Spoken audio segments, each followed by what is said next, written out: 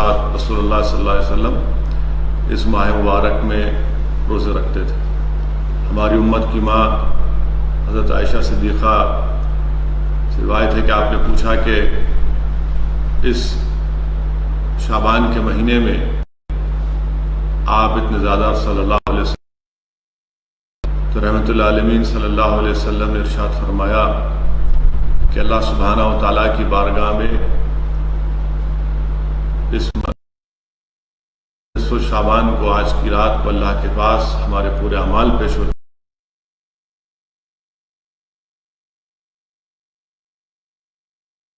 ہیں، اور اللہ کے رسول صلی اللہ علیہ وسلم نے فرمایا کہ میں چاہتا ہوں کہ اس ماہ مبارک کے سلسلے میں مشہور مفسر قرآن حضرت اکرمہ رضی اللہ تعالیٰ عنہ فرماتے ہیں کہ قرآن کریم میں سورہ دخان میں جس رات مبارک رات کہا گیا وہ شعبان کی نصف شعبان کی 15 شعبان کی رات ہے، اور حدیث شریف میں آیا کہ اللہ کے رسول صلی اللہ علیہ وسلم کو حضرت جبریل امی آئے اور آ کر رسول اللہ صلی اللہ علیہ وسلم سے یہ کہا کہ اللہ کے رسول صلی اللہ علیہ وسلم آپ اپنی نظروں کو آسمانوں میں اٹھائیے۔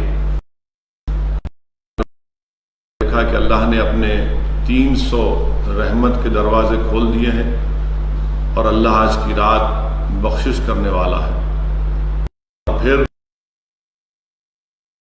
رسول صلی اللہ علیہ وسلم کو یہ بتایا کہ آج کی رات ان لوگوں کی بخشش نہیں ہے، ان لوگوں کی مغفرت نہیں ہے جو شرک کرتے ہیں، جو زنا کرتے ہیں، جو سود خور ہیں، جو شراب پیتے ہیں، جو رشتوں کو کاٹتے ہیں۔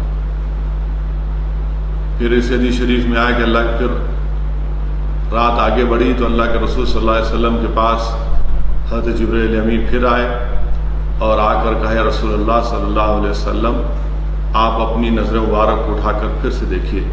تو اللہ کے رسول صلی اللہ علیہ وسلم نے دیکھا کہ جنت کے دروازے کھلے ہیں، اور پہلے جنت کے دروازے پر ایک فرشتے آواز لگا رہا ہے کہ آج کی رات جو رکوع کرے گا اس کے لیے خوشخبری ہو کہ اللہ اس کی بخشش فرما دے گا۔ دوسرے دروازے پر ایک فرشتہ آواز لگا رہا ہے کہ خوشخبری ہو اس شخص کے لیے جو آج کی رات سجدہ کرے گا۔ تیسرے جنت کے دروازے پر ایک فرشتہ آواز لگا رہا ہے کہ خوشخبری ہو اس شخص کے لیے جس نے آج کی رات اللہ سے دعا کی۔ چوتھے دروازے پر ایک فرشتہ آواز لگا رہا ہے کہ آج کی رات خوشخبری ہو اس شخص کے لیے جس نے آج کی رات اللہ کا ذکر کیا۔ پانچویں دروازے پر ایک فرشتہ آواز لگا رہا ہے کہ خوشخبری ہو اس شخص کے لیے جس نے اللہ کے خوف سے اپنے آنکھ میں آنسو لائے۔ ایک اور دروازے پر فرشتہ آواز لگا رہا ہے کہ خوشخبری ہو اس شخص کے لیے کہ جس نے اللہ سے سوال کیا اور اللہ نے اس کے سوال کو پورا کیا۔ تو اس حدیث شریف سے آپ اندازہ لگائیے کہ یہ کتنی مبارک رات ہے۔ پھر رسول اللہ صلی اللہ علیہ وسلم نے حضرت جبرائیل امی سے پوچھا کہ یہ رات، یہ بابرکت رات کب تک رہے گی؟ تو حضرت جبرائیل نے فرمایا کہ مغرب کے بعد سے لے کر صبح فجر تک۔ اور یہ بھی بتایا گیا اللہ کے رسول صلی اللہ علیہ وسلم کو کہ اللہ سبحانہ و تعالیٰ آج کی رات جہنم سے کئی لوگوں کو آزاد کرے گا، اور حدیث شریف میں آیا کہ بنو کلب کے بکریوں کے بالوں کی طرح ان لوگوں کو جہنم سے آزاد کروایا جائے گا۔ میرے عزیز دوستوں اور بزرگوں، یہ رات اللہ کے رازوں میں سے ایک رات ہے، اور آج ہی کی رات زندگی اور موت کے فیصلے کیے جائیں گے۔ اسی لیے شیخ عبد القادر جیلانی رحمۃ اللہ علیہ غوث اعظم نے فرمایا، تحریر بھی فرمایا کہ غوث اعظم نے فرمایا کہ آج کی رات بہت سے ایسے لوگ ہیں جو نئے کپڑے سلا کر بیٹھے ہیں مگر ان کو خبر نہیں ہے کہ کفن ان کا تیار ہے۔ آج کی رات بہت سے ایسے لوگ ہیں جو نئے گھر کی تعمیر کر چکے ہیں مگر ان کو پتہ نہیں ہے کہ خبر ان کا انتظار کر رہی ہے۔ آج کی رات بہت سے لوگ صحت مند ہیں مگر ان کو پتہ نہیں ہے کہ ان کے مقدر میں بیماری لکھی جانے والی ہے۔ آج کی رات جو بہت سے لوگ بے روزگار ہیں، اللہ ان کے مقدر میں روزگار لکھنے والا ہے۔ آج کی رات جو لوگ قید میں ہیں، اللہ ان کے مقدر میں رہائی لکھنے والا ہے۔ اسی لیے میرے عزیز دوستوں اور بزرگوں، مقدرات کے فیصلے کرنے والا ہے، اور جو آج پورے اخلاص کے ساتھ اللہ سے گڑگڑا کر اپنے گناہوں کی مغفرت طلب کریں گے۔ حدیث شریف میں آیا ہے کہ اللہ اپنی شان کے مطابق پہلے آسمان پر آ کر فرماتا ہے کہ ہے کوئی جو مجھ سے رزق طلب کرے میں اس کو رزق دے دوں۔ اللہ اپنی شان کے مطابق ارشاد فرماتا ہے کہ مجھ سے اپنی رضا طلب کرے میں اس کو اپنی رضا دے دوں۔ میرے عزیز دوستوں اور بزرگوں، عزت دار ماں اور بہنوں، آج اللہ کی رحمت جوش میں ہے۔ ضرورت اس بات کی ہے کہ ہم اپنے گریبان کو پھیلا کر اللہ سے اس کی رحمت کی بھیک مانگیں اور اپنی مغفرت کرائے اپنے گناہوں کی۔ مگر میرے عزیز دوستوں اور بزرگوں، وہیں پر اس رات کی اہمیت اور خصوصیت کا اندازہ لگانا ہے۔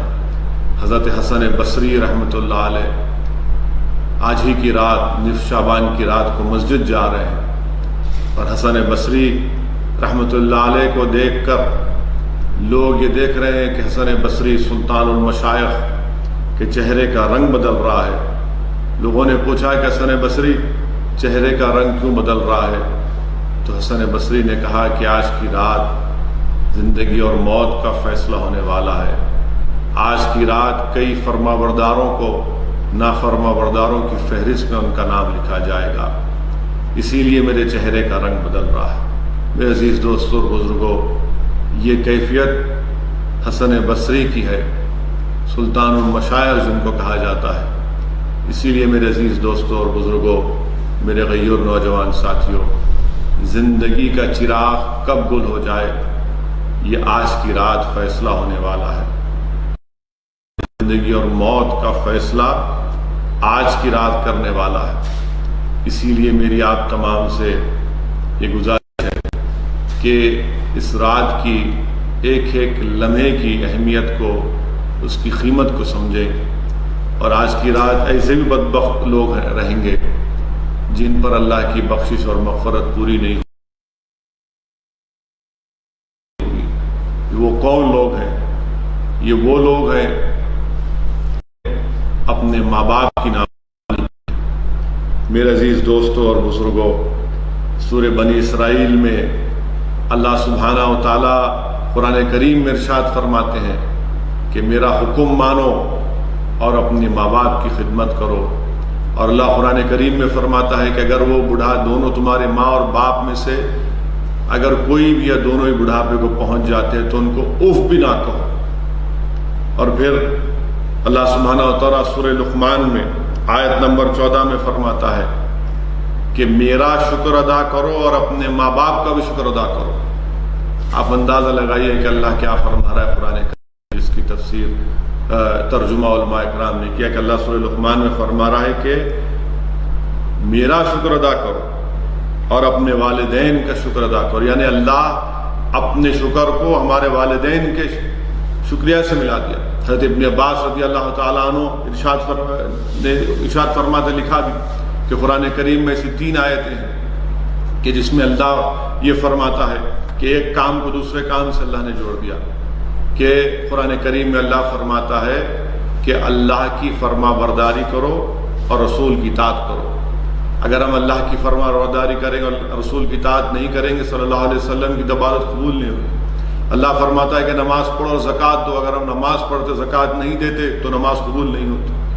اگر ہم صرف اللہ کا شکر ادا کریں، اپنے ماں باپ کا شکر ادا نہ کریں، یہ بھی اللہ فرما رہا ہے کہ میرا شکر ادا کرو اور اپنے والدین کا بھی شکر ادا کرو۔ اسی لیے میرے عزیز دوستوں اور بزرگوں، اگر آج کی رات کی قیمتی لمحے آپ کو پانا ہے، اگر ہم میں سے کوئی اپنے ماں باپ کا نافرمان ہے، اگر کوئی ہم نے اپنے ماں باپ کو کچھ زندہ ہیں، یاد رکھیے دنیا میں بہت سی آپ کو دولت ملے گی مگر جو دولت آپ کی ماں اور آپ کے والد ہیں وہ دولت کبھی نہیں ملے گی۔ اگر ہم اپنے غلطیوں سے انسان ہیں، اپنے ماں باپ کو راضی نہیں کیے ہیں تو اپنے ماں باپ کو راضی کریے میرے عزیز دوستوں اور بزرگوں، کیونکہ شب برات کی قیمتی لمحات میں اگر ہم چاہتے ہیں کہ اللہ ہماری مغفرت فرما دے، اللہ ہم کو بخش دے، تو ضروری ہے کہ ہم اپنے روٹھے ماں باپ کو راضی کریں۔ اور پھر مجھے یہاں پر واقعہ آتا ہے کہ حضرت موسیٰ علیہ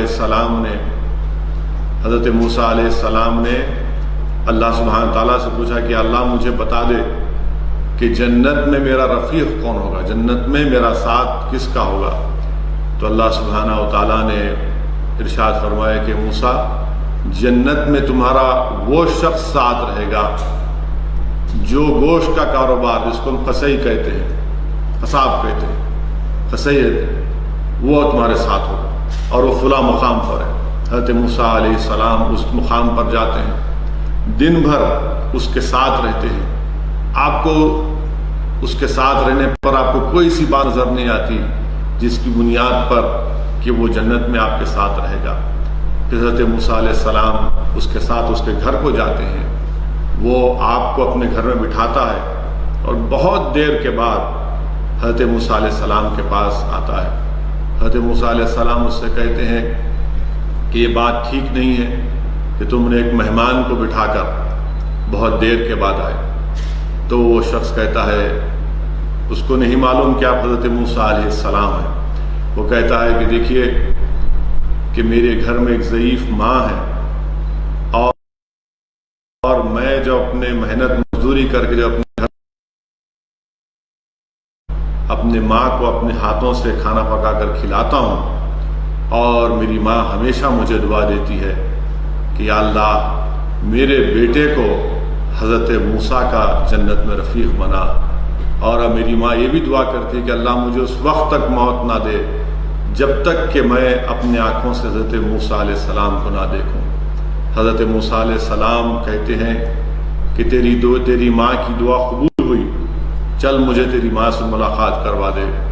حضرت موسیٰ علیہ السلام جب اس ضعیف عورت سے کہتے ہیں کہ میں موسیٰ علیہ السلام ہوں، تیری دعا قبول ہوئی، وہ عورت اپنی زبان سے کہتی ہے کہ اللہ تو نے میری دعا کو قبول کیا، اور جیسے ہی اس کی زبان سے دعا نکلتی ہے اس کی روح پرواز کر جاتی ہے۔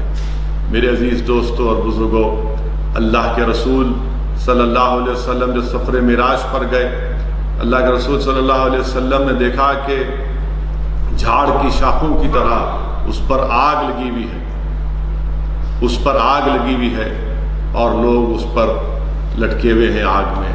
پوچھا گیا، اللہ کے رسول صلی اللہ علیہ وسلم نے پوچھا کون ہے؟ تو بتایا گیا کہ یہ وہ لوگ ہیں جو اپنے دنیا میں اپنے ماں باپ کے نافرمان تھے۔ میرے عزیز دوستوں اور بزرگوں، آج کی رات ایسے لوگ بھی ہیں جو اس رات کی اہمیت اور بخشش اور مغفرت سے محروم رہیں گے۔ وہ لوگ ہیں جو شراب پیتے ہیں۔ میرے عزیز دوستوں اور بزرگوں، شراب پینا بند کرو، یہ حرام ہے۔ یہ حدیث شریف میں آیا کہ تمام شراب سے دوری اختیار کریے، توبہ کریے شراب۔ اگر کوئی ہم میں کوئی ایسا گناہ کرتا ہے تو آج اللہ سے سبحانہ تعالیٰ ہم تمام کو معاف فرما دے۔ میرے عزیز دوستوں اور بزرگوں، حدیث شریف میں آیا کہ جو شخص شراب پیتا ہے اور اس کو نشہ نہیں آتا، 40 رات تک اللہ اس کی طرف نہیں دیکھتا۔ جو شخص شراب پیتا ہے اور اس کو نشہ آتا ہے تو 40 دن تک اللہ اس کی فرض نماز کو قبول نہیں کرتا، اور اگر وہ توبہ نہیں کیا اور اسی حال میں مر گیا تو اللہ سبحانہ و تعالیٰ جہنم میں ایسے جہنمیوں کا پیپ اس کو پلائے گا۔ اور اگر کوئی توبہ کرتا ہے اور اللہ اس کی مغفرت فرما دیتا ہے تو جنت کے باغات کی نہروں کا پانی اس کو پلایا جائے گا۔ میرے عزیز دوستوں اور بزرگوں، منہاج العابدین میں امام غزالی رحمۃ اللہ علیہ نے ایک واقعہ لکھا ہے، حسن بصری رحمۃ اللہ علیہ کا واقعہ، کہ حسن بصری اس وقت ایسے وقت میں پہنچے جب ایک شخص نزا کی کیفیت میں تھا۔ حسن بصری نے اس سے کہا کہ کلمہ پڑھ. اس نے کہا میں اس کلمے سے بیزار ہوں. پھر حسن بصری نے کہا کہ کلمہ پڑھ. اس نے کہا کہ میں اس کلمے سے بیزار ہوں، اور اس کی روح پرواز کر جاتی ہے. حسن بصری اللہ کے خوف سے روتے رہے. کئی دن تک ان کی طبیعت ناساز رہی. آپ نے حسن بصری رحمۃ اللہ علیہ نے اس شخص کو دیکھا جس کو آپ نے کہا تھا کہ کلمہ پڑھ، اور جس نے کہا تھا میں اس کلمے سے بیزار ہوں. آپ نے اس سے پوچھا کہ تو نے یہ کیوں کہا؟ تو اس شخص نے کہا کہ میں نے یہ اس لیے کہا کیونکہ میں شراب پیتا تھا. میرے عزیز دوستوں اور بزرگوں، یہ برائی سے چھٹکارا پائیے. یہ برائی کئی خاندانوں کو برباد کر چکی ہے. یہ برائی عورتوں پر ایک بہت بڑا ظلم کا سبب بنتی ہے. اسی لیے میرے عزیز دوستوں اور بزرگوں، اس برائی کو بھی چھوڑنا ہے. اور نوجوانوں سے بھی گزارش کر رہا ہوں کہ چاہے شراب ہو یا ڈرگز ہو، اس سے دور رہو. اگر تم کو شب رات کی اس بابرکت رات کو پانا ہے تو یہ تمام شراب، یہ ڈرگز، اس سے توبہ کریے، اللہ سے بھیک مانگیے، اور اللہ سبحانہ و تعالی غفور رحیم ہے. آج کی رات کی برکت سے وہ لوگ بھی محروم رہیں گے جو زنا کرتے ہیں. میرے عزیز دوستوں اور بزرگوں، میری عزت دار ماں اور بہنوں، اللہ سبحانہ و تعالیٰ قرآن کریم میں ارشاد فرماتا ہے کہ زنا کے قریب بھی مت جاؤ، وہ کھلی بے حیائی ہے. زنا کے قریب بھی مت جاؤ، وہ کھلی بے حیائی ہے.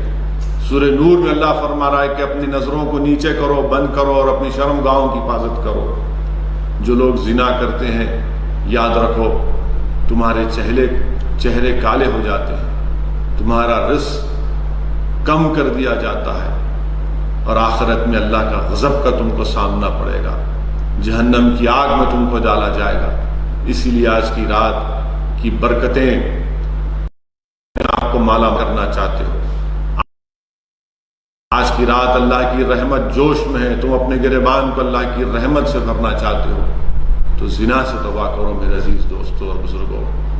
اور آج کی رات سے وہ لوگ بھی محروم رہیں گے جو اپنے رشتہ داروں سے اپنے رشتوں کو ختم کرتے ہیں.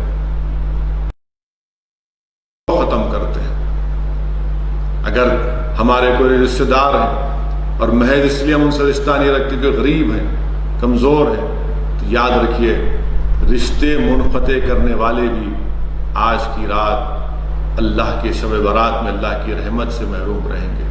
یہ کتنی بدبختی کی بات ہوگی.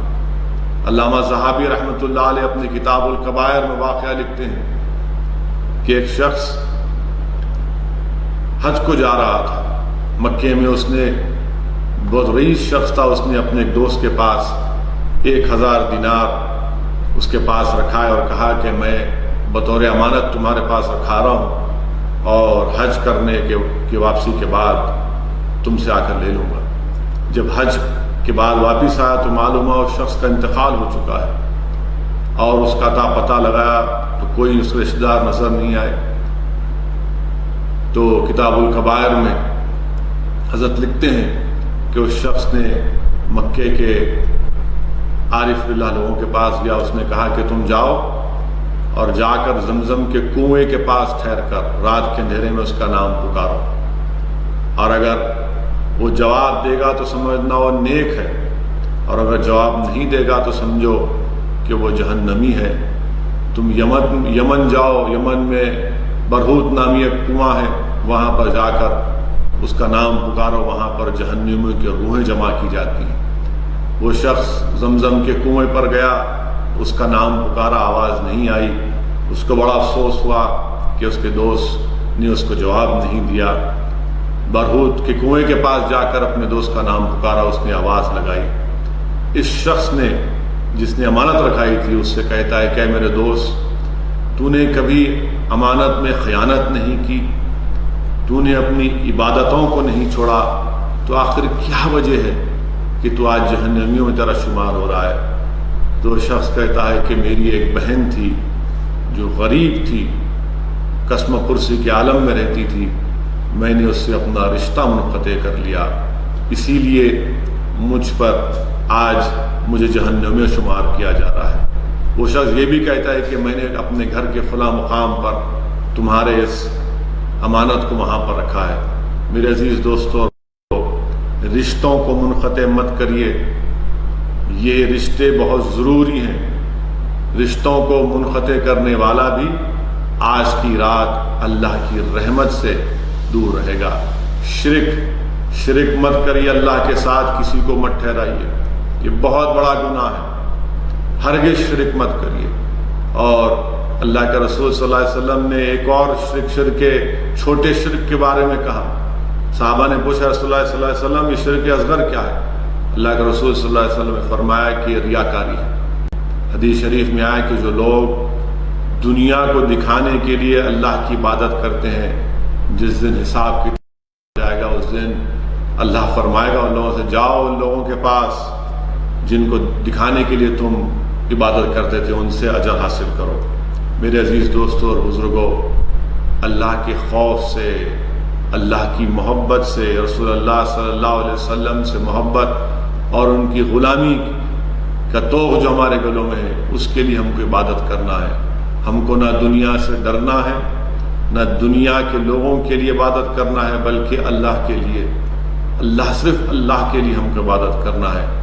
تو اسی لیے آج کی رات ان تمام چیزوں سے ہم اور آپ کو اور مجھے بھی توبہ کرنا ہے۔ یہ شب برات بڑی مبارک رات ہے۔ حضرت علی شیر خدا رضی اللہ تعالیٰ نے فرمایا کہ آپ نے فرمایا کہ 4 ایسی راتیں ہیں، میں چاہتا ہوں کہ لوگ اپنے دنیا کے کام کاج کو چھوڑ کر ان 4 راتوں میں عبادات میں مشغول رہیں۔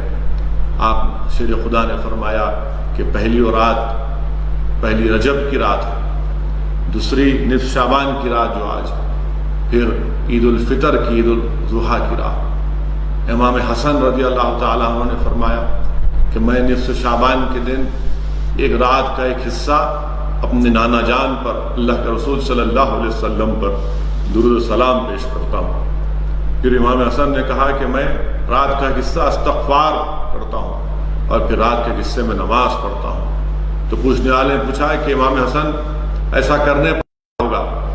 تو امام حسن نے فرمایا کہ میں نے حضرت علی سے سنا، حضرت علی نے کہا کہ اللہ کے رسول صلی اللہ علیہ وسلم نے فرمایا کہ جو آج کی رات اللہ کے رسول صلی اللہ علیہ وسلم پر درود و سلام پڑھتا ہے، استغفار کرتا ہے اور نماز پڑھتا ہے، اللہ ان کو اپنے خاص مقربین بندے میں ان کا شمار کرتا ہے۔ ہمارے مشہور خلیفہ حضرت عمر بن عبدالعزیز رحمۃ اللہ علیہ اپنے گورنروں کو جو خط لکھتے تھے، خاص طور سے کہتے تھے کہ آج کی رات اللہ کی رحمت جوش میں ہے، تم لوگ اللہ کی عبادت کرو۔ عمر بن عبدالعزیز اپنے خط میں لکھتے تھے کہ پہلی رجب کی رات، نصف شعبان کی رات، عید الفطر کی رات، عید الاضحیٰ کی رات اللہ کی رحمت جوش میں رہتی ہے، آپ لوگ عبادت کریے، اللہ کی رحمت کو اپنی طرف متوجہ کریے۔ میرے عزیز دوستوں اور بزرگوں، میری عزت دار ماں اور بہنوں، اسی لیے میں آپ تمام سے یہ گزارش کر رہا ہوں کہ آج کی رات آپ اسد الدین اویسی کے لیے بھی دعا فرمائیے۔ میں بھی انسان، میں کوئی دودھ کا دھلاوا نہیں ہوں، میرے لیے بھی آپ لوگ دعا فرمائیے کہ اللہ سبحانہ و تعالیٰ مجھے ہدایت دے، اللہ سبحانہ و تعالیٰ میرے ایمان کو مضبوط کرے، اللہ سبحانہ و تعالیٰ مجھے باطل طاقتوں سے مقابلہ کرنے کا حوصلہ عطا کرے۔ دعا کریے کہ اللہ سبحانہ و تعالیٰ کا حوصلہ اللہ مجھے عطا کرے۔ دعا کریے کہ اللہ سبحانہ و تعالیٰ اقتدار کی کرسیوں پر جو وقت کے نمرود اور فرعون بیٹھے ہوئے ہیں، ابو لہب اور ابو جہل کے صحیح جانشین ہیں، اللہ سبحانہ و تعالیٰ صلی اللہ علیہ وسلم کی سنت پر عمل کرنے کی ہم کو توفیق عطا فرمائے، تاکہ ہم قرآن اور سنت کی تعلیمات کی روشنی میں وقت کے یزید اور نمرودوں کا مقابلہ کر سکیں۔ میرے عزیز دوستوں اور بزرگوں، اقتدار کی کرسیوں پر اگر فرعون اور نمرود بیٹھے ہیں وقت کے، ان سے ڈرنے اور گھبرانے کی ضرورت نہیں ہے، بلکہ اللہ ہمارے لیے کافی ہے۔ میں جانتا ہوں وطن عزیز کے ہمارے حالات، میں جانتا ہوں کہ کتنی نفرت ہمارے وطن عزیز میں مسلمانوں کے تعلق سے دن بدن اس میں گھول دی جا رہی ہے، ذہنوں میں ڈالا جا رہا ہے۔ مگر میں آپ کو ایک واقعہ یاد دلانا چاہتا ہوں کہ جب جنگ خندق ہو رہی تھی، قرآن کریم میں اللہ اس کا ذکر فرما رہا ہے کہ جب جنگ خندق ہو رہی تھی تو چاروں طرف سے گھیر لیا گیا تھا، تو منافق ہار کر کہا کہ دیکھو ہم زیادہ ہیں، بتاؤ اب تمہاری کون مدد کرے گا؟ تو اللہ سبحانہ و تعالیٰ قرآن کریم میں فرماتا ہے کہ مومن کی شان یہ ہے کہ مومن پکار کر بولتے ہیں جنگ خندق کے وقت کہ حسبنا اللہ و نعم الوکیل، حسبنا اللہ و نعم الوکیل، حسبنا اللہ و نعم الوکیل، کہ اللہ ہمارے لیے کافی ہے، اللہ ہمارے لیے کافی ہے۔ میرے عزیز دوستوں اور بزرگوں، میں آپ سے یہی گزارش کرنا چاہ رہا ہوں کہ ہم کو ڈرنے اور گھبرانے کی ضرورت نہیں ہے، بلکہ اپنے ایمان کو مضبوط کریے، اپنے ایمان سے آپ اپنے کریج کو حاصل کریے اور اللہ کی ذات پر اٹوٹ توکل کریے، اللہ کی مدد ضرور آئے گی، ہم کو ڈرنے اور گھبرانے کی ہرگز ضرورت نہیں ہے۔ میں جانتا ہوں اور میں اس بات کو سمجھتا بھی ہوں کہ کیسے ایک وائرس کے نام پر، کووڈ-19 کے نام پر ہمارے وطن عزیز میں ایک مخصوص طبقہ ہے، ایک مخصوص گروپ ہے، اقتدار کی کرسیوں پر بیٹھنے والوں کا اور میڈیا پر کرسیوں پر بیٹھنے والوں کا، جو کووڈ وائرس کو اسلام سے جوڑ کر ہمارے ہم وطنوں میں مسلمانوں کے تعلق سے زہر گھول رہے ہیں، مسلمانوں کے تعلق سے غلط فہمی پیدا کر رہے ہیں۔ یہ بڑے افسوس کی بات ہے کہ ایک وائرس کو بھی ایک مذہب سے جوڑ دیا جا رہا ہے۔ میں نے پہلے بھی کہا تھا اور آج بھی کہہ رہا ہوں، یہ وائرس کووڈ-19 یہ چین میں شروع ہوا، کہ مسلمانوں نے شروع کیا، وہاں پر ہزاروں کی تعداد میں وہاں پر لوگوں کی جان چلے گئی، معصوم لوگ مارے گئے، وہاں سے نکل کر اٹلی گیا، اٹلی کے اس مقام پر یہ وائرس شروع ہوا جہاں پر دولت مند اٹالینز رہتے تھے، ہزاروں کی تعداد میں لوگوں کی وہاں پر جانیں چلے گئی، میڈیکل ڈاکٹرز کی جانیں چلے گئی، کہ وہاں پر بھی مسلمانوں نے لے کر گئے۔ اسپین میں ہزاروں کی تعداد میں لوگوں کی اموات ہوئی۔ بتائیے آپ برطانیہ میں، وہاں پر بھی بڑی تعداد میں لوگ انتقال ان کا ہو رہا ہے، موت ان کی واقع ہو رہی ہے۔ خود برطانیہ کا وزیر اعظم Boris Johnson intensive care unit میں، امریکہ میں 10,000 سے 11,000 کے قریب لوگوں کی موت ہو چکی ہے، 1 لاکھ سے زیادہ لوگ انفیکٹڈ ہیں۔ بتائیے آپ، کیا ان ممالک میں کوئی کہہ رہا ہے کہ مسلمانوں کی وجہ سے، اسلام کی وجہ سے وائرس پھیلا؟ دنیا کے 150 ممالک میں اس طرح کا وائرس چل رہا ہے۔ مگر افسوس کے ساتھ کہنا پڑتا ہے کہ ہمارے وطن عزیز میں صرف مسلمانوں کو ٹارگٹ بنایا جا رہا ہے کہ ہماری وجہ سے، مسلمانوں کی وجہ سے وائرس پھیلا ہے۔ یاد رکھو ظالموں، وائرس کا کوئی مذہب نہیں ہوتا، وائرس سب کو لگ سکتا ہے۔ افسوس کے ساتھ کہنا پڑتا ہے کہ ورلڈ ہیلتھ آرگنائزیشن، عالمی ہیلتھ آرگنائزیشن نے ایک بیان بھی جاری کیا اور کہا کہ اس کو مذہب سے مت جوڑا جائے، مگر سننے کوئی تیار نہیں ہے، کوئی سننے تیار نہیں، اس کو جوڑ رہے ہیں مذہب کے ساتھ اور نفرت پھیلا رہے ہیں تبلیغی جماعت کے نام پر۔ بھارت سرکار نے کیا جاری کیا تھا کہ یہ اس مرض کے بارے میں 13 مارچ کو جو ریلیز کیا گیا تھا نیوز، کہ یہ اس سے خطرہ نہیں ہے۔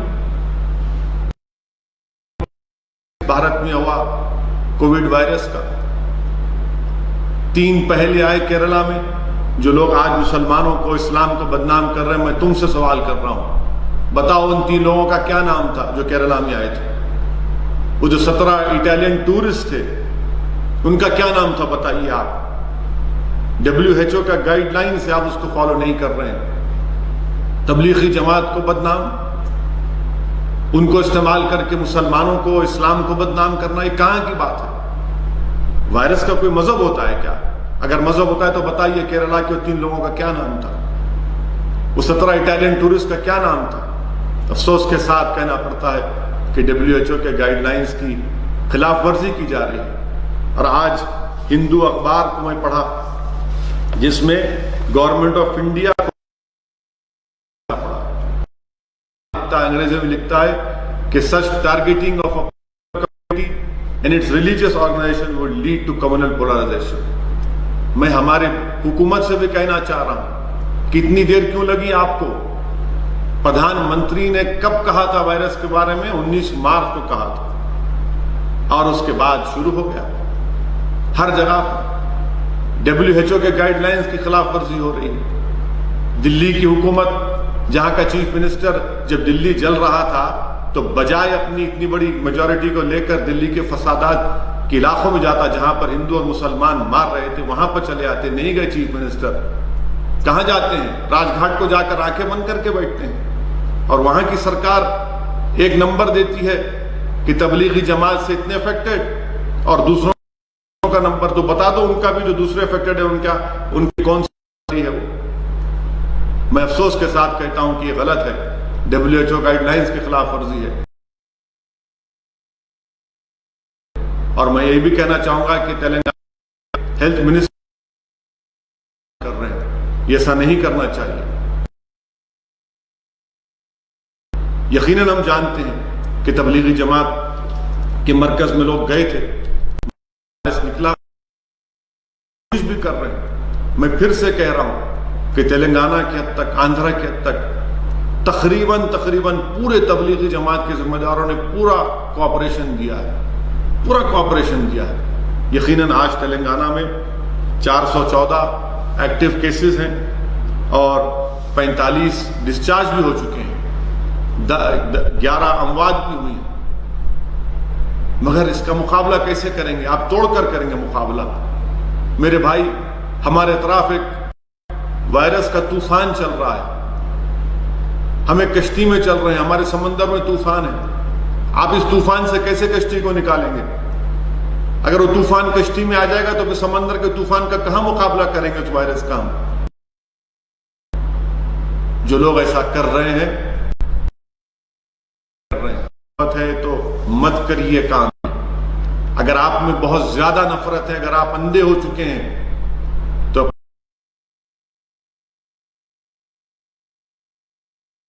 اپنی اس اندھے پن کو کم سے کم وائرس کے تھمنے تک روکیے۔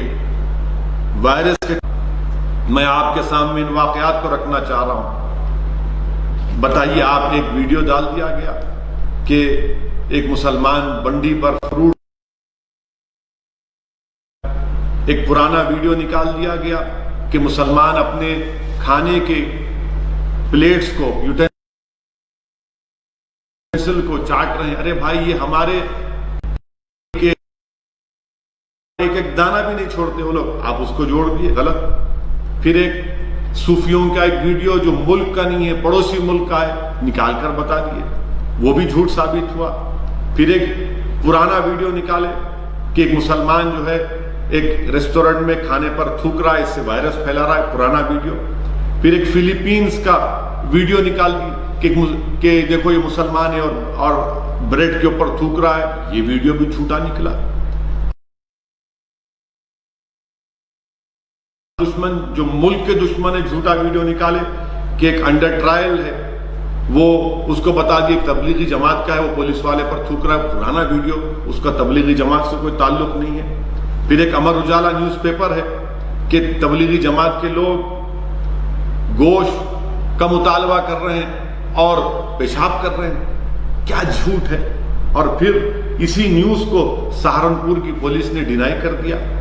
کرناٹکا کے ایک BJP ہیں، محترمہ MP ہیں، انہوں نے کہا کہ تبلیغی لوگ ڈاکٹروں سے بدسلوکی کر رہے ہیں، ناچ رہے ہیں۔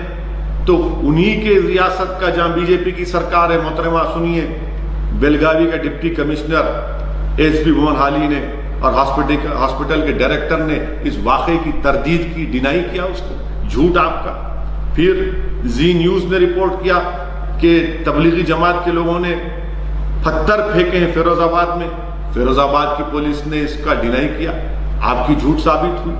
پھر رائے پور کے ایم پی نے ایسا ہی ایک بیان جاری کیا.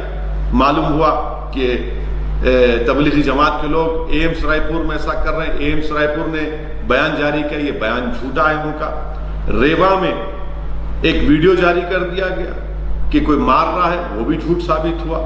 اور پھر لکھنؤ پولیس نے ڈینائی کیا اس کو کہ تبلیغی جماعت کے لوگوں نے نرسری کی, یہ بھی دیکھی. پھر ایک اور ایک ٹی وی چینل کا ایک اینکر ہے بیچارہ, مشہور ہے, نفرت رکھتا ہے مسلمانوں سے. اس نے کہا کہ 5 لوگ جو تبلیغی جماعت کے لوگوں کے ساتھ گوتم بدھ میں وہ کوارنٹائن ہو گئے. ڈی سی پی نوئیڈا نے ان کے اس بات کو جھوٹ کہا اور کہا کہ اس سے تبلیغی جماعت کا کوئی تعلق نہیں ہے. افسوس کے ساتھ کہنا پڑتا ہے کہ ایک معیاری نیوز پیپر جو میں بھی بہت ہندوستان ٹائمز کہتا ہے کہ جہاں پر نان مسلم کا معاملہ آتا وہاں مائیگرنٹ ورڈ استعمال کیا جاتا, ورکرز ولیجز, اور جب مسلمان آتے وہاں پر مسلمان کا نام لگائے تھے. آپ بتائیے. اور پھر آج ہندو میں جو نیوز چھپی کہ گورنمنٹ آف انڈیا کی کہ جس کہہ رہے ہیں کہ such targeting of a particular community religious organization will lead to communal polarization. Government of India اگر موڈی سرکار یہ جاری کر رہی ہے تو پھر آپ کے مائنورٹی منسٹر نے کیا کہا تھا کہ Tablighi Jamaat is Talibanizing the virus, کہ تبلیغی جماعت طالبان کی طرح اس وائرس کو پھیلا.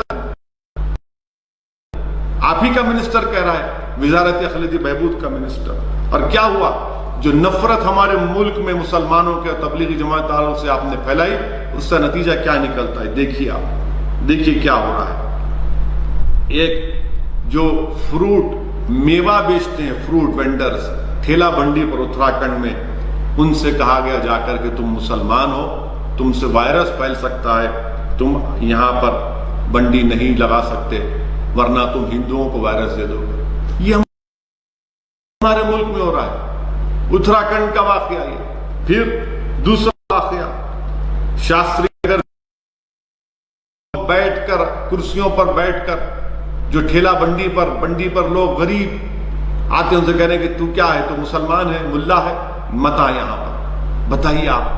پھر تیسرا واقعہ جو محمد دلشاد کا ہوا, محمد دلشاد کا, یہ ہماچل کا, محمد دلشاد اونا بنگر ولیج کا, یہ مراسی کمیونٹی سے تعلق, مراسی برادری سے اس شخص کا تعلق. محمد دلشاد کا 37 سال کا لڑکا, کیا گناہ ہے اس کا کہ وہ اجتماع میں جا کر آیا, کوارنٹائن میں رہا, رپورٹ نیگیٹو آئی اس کی, اس کو اس کے گاؤں میں یہ مراسی برادری والے شادی میں بینڈ باجا بجاتے ہیں, سب لوگ جانتے ہیں اس کو گاؤں میں. اتنا اس کو تنگ کیے, اتنا تنگ کیے کہ وہ خودکشی کر لیا.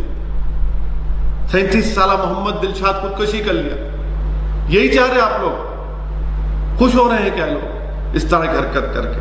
پھر آپ دیکھیے, پھر عرفان خان نامی ایک شخص راجستھان کا 34 سال کا, بھرتپور میں اپنی بیوی کو, اپنی وائف کو, اپنی پتنی کو وہ لے کر جاتا ہے ڈیلیوری کے لیے. لیبر روم میں چلی جاتی ہے اس کی بیوی. وہاں پر جا کر جب اس سے پوچھا جاتا ہے کہ تم مسلمان ہو, تو کہتا ہے کہ ہاں میں مسلمان ہوں. تو ڈاکٹرز مشورہ کر کہتے ہیں کہ اس کو نپٹاؤ, یہ مسلمان کی ڈیلیوریاں نہیں ہو سکتی. تو انڈین ایکسپریس کی رپورٹ ہے, عرفان خان کی پتنی جو پریگننٹ ہے اس کو ایمبولنس میں ڈال کر کہتے ہیں جے پور کو لے کر جاؤ. ایمبولنس میں بچہ پیدا ہوتا اور بچہ مر جاتا. بتائیے آپ یہ کیا ہو رہا ہے.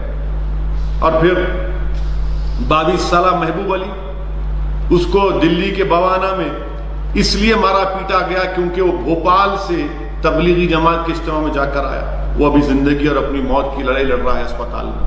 یہ محبوب علی.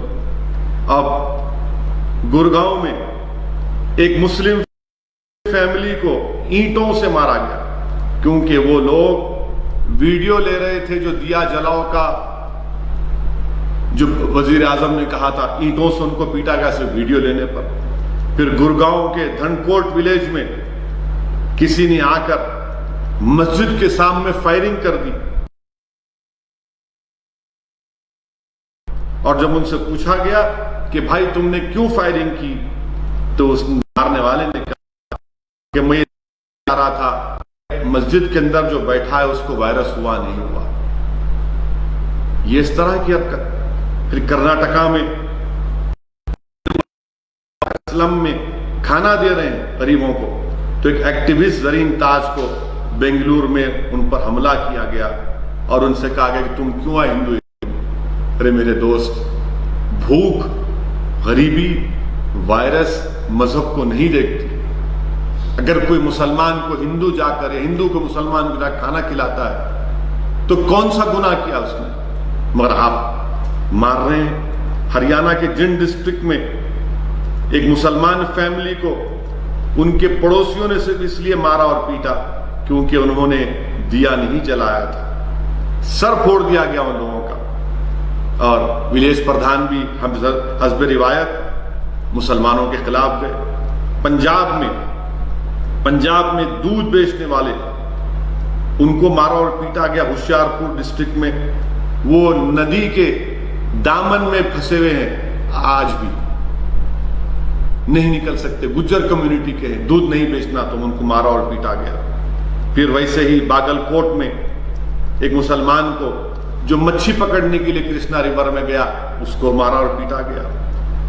وہی باگل کوٹ میں غنڈے گھس کر مسجد کے اندر حملہ کرتے ہیں، مارتے ہیں۔ پھر بیلگاوی ڈسٹرکٹ میں 2 مسجدوں کو توڑا جاتا ہے، نقصان پہنچایا جاتا ہے جب 9 منٹ کے لیے لائٹ بند کرنے کا آرڈر آیا۔ پونا میں پولٹری فارم میں مسلمان ڈرائیوروں کو آنے نہیں دیا جا رہا ہے، نہیں آپ سے وائرس پھیل سکتا ہے۔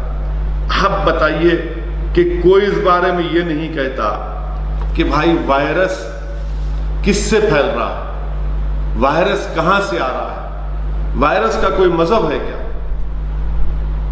آپ بتائیے کہ 13 مارچ کو ہماری ہیلتھ منسٹری نے کیا سٹیٹمنٹ دیا کہ کوئی پینک کی ضرورت نہیں ہے، ہیلتھ ایمرجنسی نہیں ہے کہا گیا۔ 13 مارچ کو دلی گورنمنٹ نے، جس کے چیف منسٹر ابھیجیت کیا ہے، انہوں نے کہا کہ گیدرنگ پر بین ہے مگر ریلیجیس کانگریگیشن پر کوئی بین نہیں ہے۔ اسی لیے دلی کی کالکا جی مندر میں 21 مارچ تک چلتا رہا۔ پھر آپ دیکھ لیجئے ویشنو دیوی ٹیمپل جموں میں 18 مارچ تک بند نہیں کیا گیا، وہاں بھی 400 لوگ پھنسے ہوئے ہیں، وہاں پر پھنسے ہوئے ہیں، وہ پھنسے ہوئے ہیں، اور کوئی مسجد میں پھنسا ہوا ہے مرکز میں تو وہ چھپا ہوا ہے۔ یہ آپ کا انصاف ہے؟ تروپتی میں 16 مارچ تک چلتا رہا۔ پھر 23 مارچ کو شیوراج سنگھ چوہان نے چیف منسٹر کا اوتھ لیا مدھیہ پردیش میں، ہزاروں لوگ وہاں پر آئے، اس کے کوئی بات نہیں کریں گے، ٹی وی پر کوئی بات نہیں ہوگی اس کی۔ اور پھر ہزاروں لوگ نکل کر دلی کی سڑکوں پر آئے، وہ بیچارے غریب کمزور لیبررز جو بھوک اور فاقہ سے مر رہے تھے نکل کر روڈ پر نکل کر آئے، اس پر کوئی کسی کو مذہب نہیں جوڑا گیا۔ جب آپ دیکھیے کہ 22 مارچ کو تھالی کا ایونٹ ہوا، روڈوں پر نکل کر لوگ ناچے، اس پر کوئی بات نہیں کریں گے آپ۔ میرے عزیز دوستوں اور بزرگوں، پھر ایک ہمارے سکھ ایک بلدیو سنگھ صاحب ہے، 11 اور 13 مارچ کو ہولا محلہ فیسٹیول ہوئی، وہ ان کی وجہ سے کئی لوگ کوارنٹائن ہو گئے، ہزاروں لوگ، اس پر کوئی ٹی وی کے لوگ بات نہیں کرتے۔ اور پھر ایک گانے گلوکارہ ہے کنیکا کپور، لکھنؤ میں وہ محترمہ جاتی ہیں تو بی جے پی کے ایک ایم پی ہیں، اس میں پریزیڈنٹ آف انڈیا کی ناشتے کی دعوت میں ایم پی پہنچ جاتا اس میں۔ اور پھر یعنی اتنے کتنے مثالیں دوں آپ کے سامنے، کتنے مثالیں آپ کے سامنے دوں، بتا رہا ہوں کہ بس پیچھے پڑے نہیں، تبلیغی جماعت، مرکز، اسلام، مسلمان ذمہ دار ہیں۔ آپ یہ بتائیے کہ کیا پہلی جنوری سے 15 مارچ تک ہمارے ملک میں 15 لاکھ انٹرنیشنل ارائیولز ہوئے، 15 لاکھ انٹرنیشنل ارائیول ہوئے۔ اور پھر یہ تبلیغی جماعت پر آپ تنقید کرتے ہیں، یہ بتائیے کہ 3 مارچ سے ہم نے اسکریننگ شروع کی، کیسے آگے پھر وہ لوگ؟ کیا اسکریننگ کی آپ لوگ؟ کون ذمہ دار ہے اس کا؟ یہ سوال کوئی نہیں اٹھائیں گے۔ اور پھر 16 مارچ کو منسٹری آف ہیلتھ نے ایک ایڈوائزری ایشو کیا کہ کمپلسری کوارنٹائن ہوگا 14 دن کے لیے ان لوگ کے لیے جو یو اے ای سے، قطر سے، عمان سے، کویت سے آ رہے ہیں۔ یورپین کنٹریز کا تو 18 مارچ سے شروع ہوا۔ پھر کیا یہ بات سچ نہیں کہ سپریم کورٹ کو مودی سرکار نے بتایا کہ 1 in 3 migrants will be infected and they should not pass infection in villages. However, it is also mentioned that 6 lakh people were put in shelters. 6 lakh لوگوں کو آپ شیلٹر میں رکھیں، کہاں گیا سوشل ڈسٹینسنگ؟ بتائیے پھر آپ۔ میرے عزیز دوستوں اور بزرگوں، یہ ایک منصوبہ بند طریقے سے نفرت پھیلانے کی کوشش کی جا رہی ہے۔ میں ہمارے ملک کے وزیر اعظم سے کہنا چاہوں گا کہ آپ ان کو روکیے، آپ اپنی خاموشی کو توڑیے، ان طاقتوں کو آپ روکیے۔ یہ تمام کے تمام وہی لوگ ہیں جن کا اگر کنیکشن نکالے تو آپ کی آئیڈیالوجی آپ کی تنظیموں سے جا کر ملتا ہے۔ آپ میرے بھی پرائم منسٹر ہیں، میں آپ کا مخالف ہوں اور رہوں گا زندگی بھر انشاءاللہ تعالی۔ مجھے فخر ہے آپ کی مخالفت پر، مگر اس کا ہرگز یہ مطلب نہیں ہے کہ وزیر اعظم خاموش بیٹھے رہے۔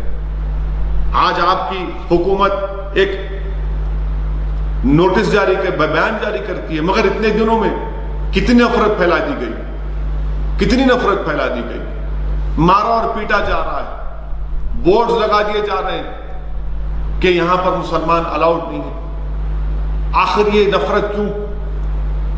اس ملک میں اگر اس وائرس کو ختم کرنا ہے تو میں پھر سے اپیل کر رہا ہوں، ہم سب کو ایک ہو کر اس وائرس کا مقابلہ کرنا ہے۔ دنیا میں سب لوگ ایک ہو رہے ہیں اور یہاں پر ہمارے وطن عزیز میں ایسے لوگ ہیں جو نفرت پھیلا رہے ہیں، جو نفرت پھیلا رہے ہیں۔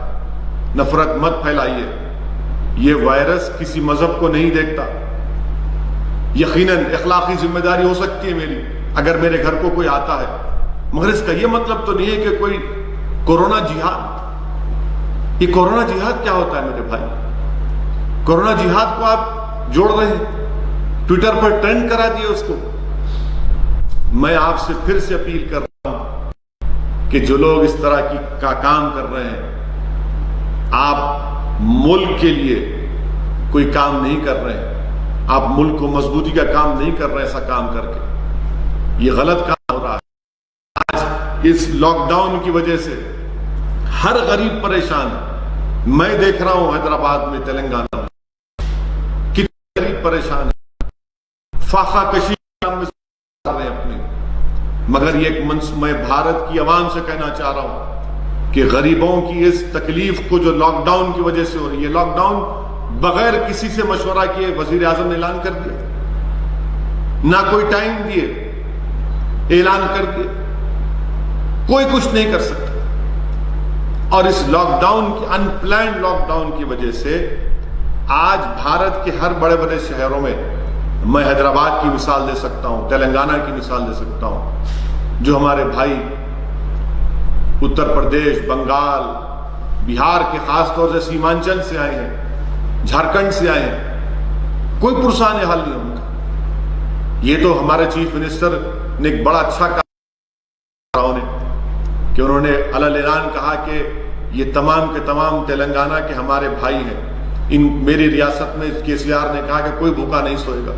کسی چیف منسٹر نے اس طرح کا بیان نہیں دیا، اور یہاں کی تلنگانہ کی حکومت نے ان مائیگرنٹ لیبررز کے لیے، ان کے لیے راشن کا انتظام کیا، ان کو 500 روپے دینے کا انتظام کیا۔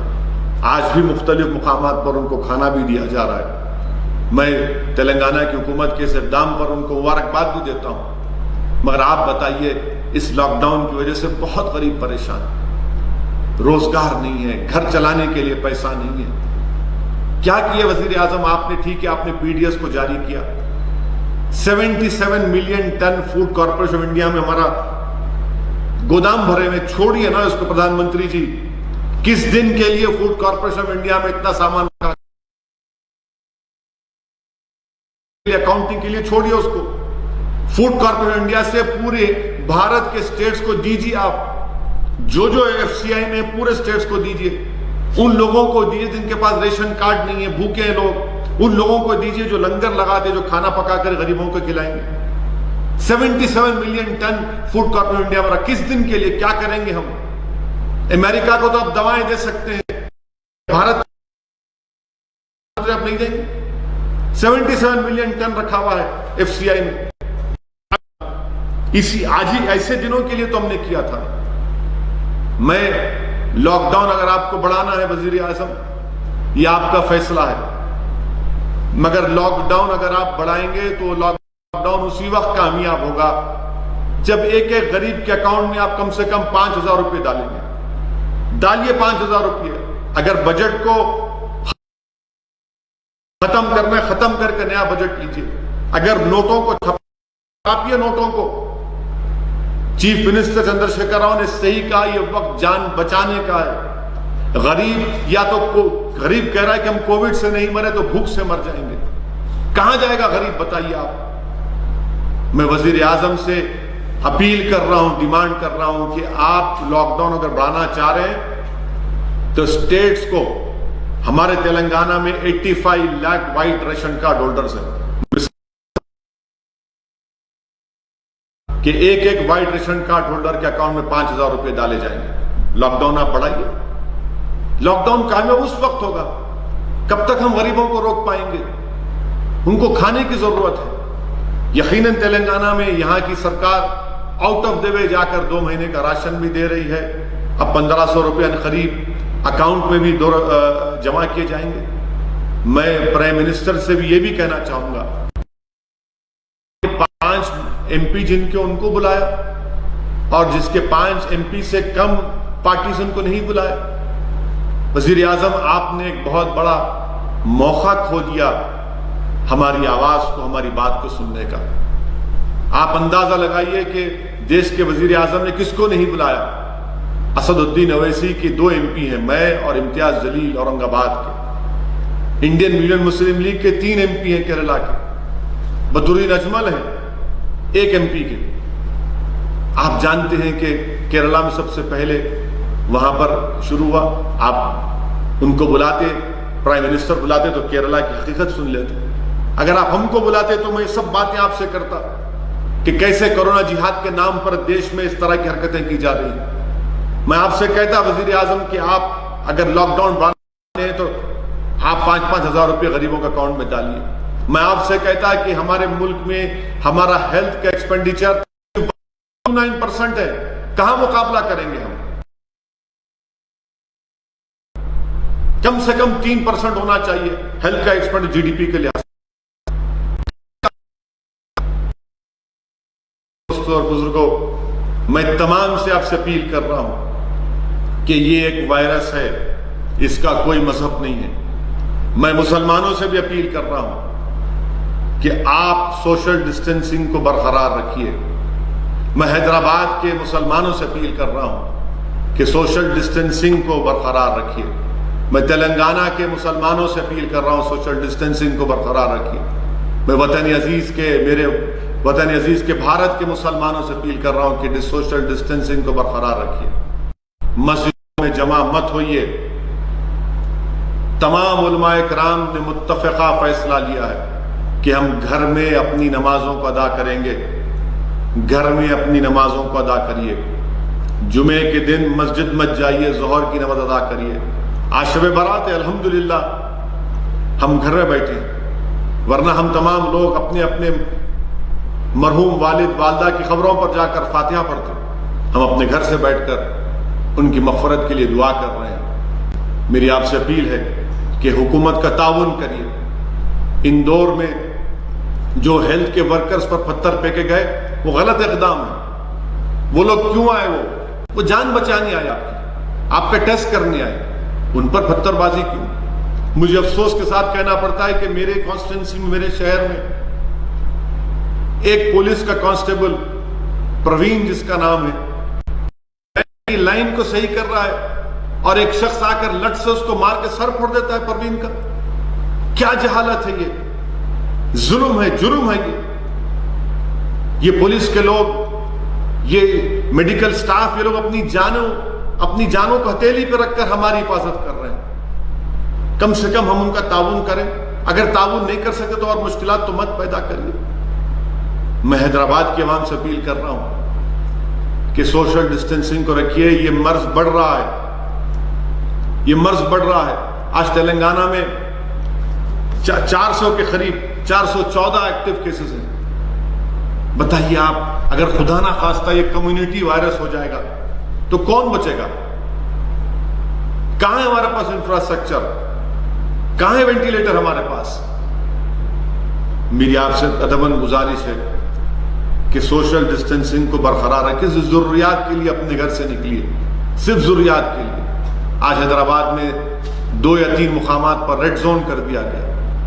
اولڈ ملک پیٹ میں ایک گھر سے 11 لوگ نکلے. میری آپ سے گزارش ہے کہ حماقت مت کریے، اس کو سمجھیے اس بات کو.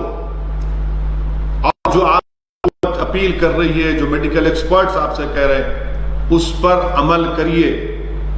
اس کو ہم مل کر انشاءاللہ تعالی روکیں گے. اس بیماری کو روکنا ہے، اس پلیگ کو روکنا ہے تو ہم تمام کو احتیاطی تدابیر کو استعمال کرنا پڑے گا. سماجی دوری کو اختیار کرنا پڑے گا، ہاتھ کو دھونا پڑے گا.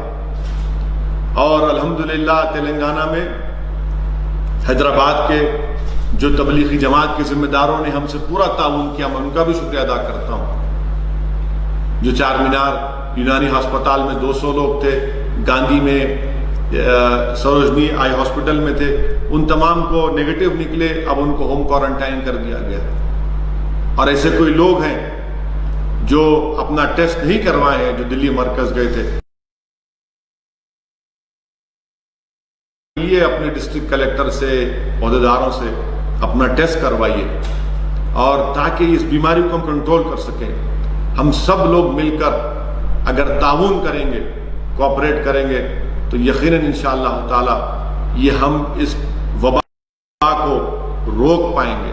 آپ دیکھیے کہ اس کا نمبر بڑھ رہا ہے، مہاراشٹرا میں بڑھ رہا ہے. اس لیے ہم تمام کو ہر اسٹیٹ کے کوآپریٹ کرنا چاہیے. یقیناً ہمارے سیاسی اختلافات بی جے پی سے رہیں گے، مگر یہ وقت ان سے نہیں ہے. یہ وقت حکومت کا، میڈیکل سٹاف کا، پولیس کا تعاون کرنے کا ہے. مخالفت کے لیے بہت ٹائم ہے، انشاءاللہ جب ٹائم آئے گا کریں گے اور ہرائیں گے ان لوگوں کو انشاءاللہ. مگر اب ہم کو پوری احتیاطی تدابیر کو، پریکاشنز کو اختیار کرنا ہے.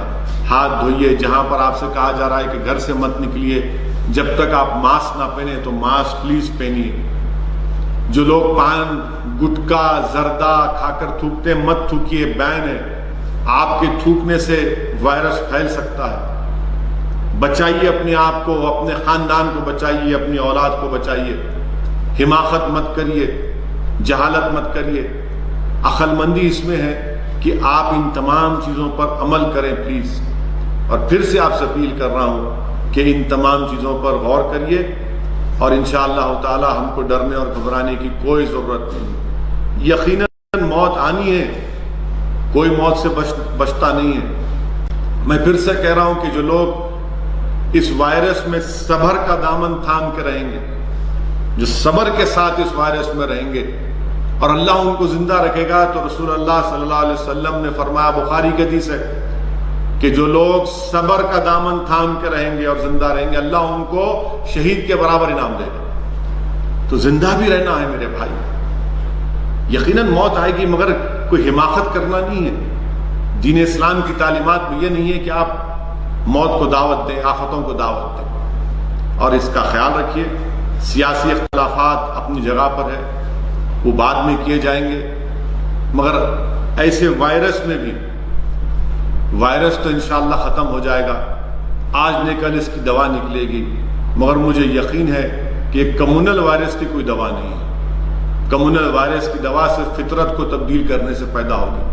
ہم اللہ سے دعا کرتے ہیں کہ اللہ سبحانہ و تعالی ہمارے وطن عزیز میں آج کی رات مبارک رات ہے، آپ کے پاس، ہمارے پاس وقت ہے کہ ہم خوب دعا کریں اللہ کی بارگاہ میں، کیونکہ آج اللہ کی رحمت جوش میں ہے. اللہ رب العالمین ہے، اللہ ستار ہے، اللہ سمیع ہے، اللہ بصیر ہے، اللہ مصور ہے، اللہ سب کچھ جاننے والا ہے. ہم اللہ سے دعا کرتے ہیں، اور اللہ سے دعا کریے کہ اللہ سبحانہ و تعالی ہمارے اس ملک سے، پوری دنیا سے اللہ اس وائرس کو اٹھا لے. اللہ اپنے اس جلال کو اپنے جمال میں تبدیل کر دے. اللہ سبحانہ و تعالی اس وائرس کو اٹھا لے. اللہ سبحانہ و تعالی جو لوگ بیمار ہیں اللہ سبحانہ تعالیٰ ان کو رحم کر دے، ان کو شفا دے دے۔ اللہ سبحانہ تعالیٰ جو بیمار ہیں اللہ ان کو اپنے نبی صلی اللہ علیہ وسلم صدقہ طفیل میں ان کو شفا دے دے، ان کو صحت دے دے۔ اللہ سبحانہ تعالیٰ آج کی